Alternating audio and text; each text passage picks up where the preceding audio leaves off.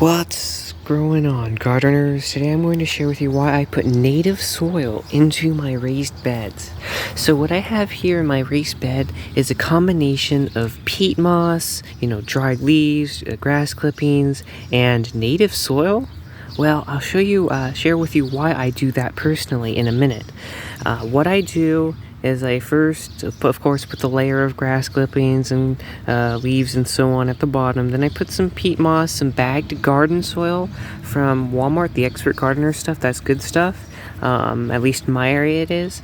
And then what I did is mixed in peat moss and native soil.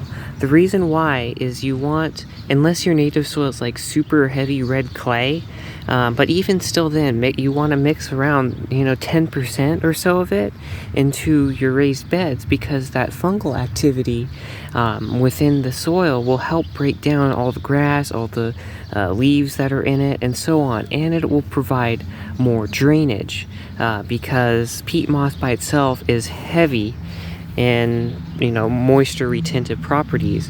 But if you use the peat moss as the moisture retentive and some of your native soil as drainage, maybe you have some perlite that you prefer to add into your raised beds if you're really concerned about drainage.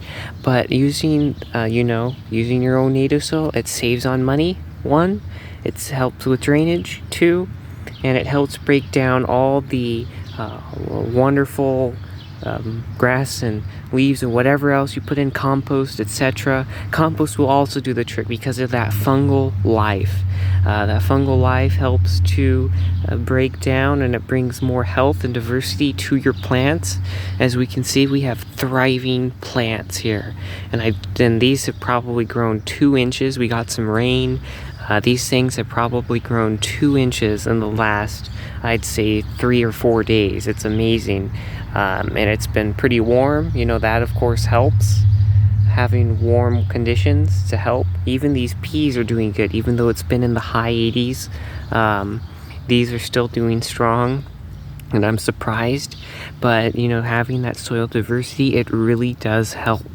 So I just wanted to share that video with you, share that tip, get some inspiration, saving money. Any way you can save money, that is the best way to be able to garden. It's able to, and then at the end of the season, maybe top it off with a 50-50 mix of your compost and your native soil, or your native soil and some soil conditioner bought from the store if you don't make your own compost. Anything works.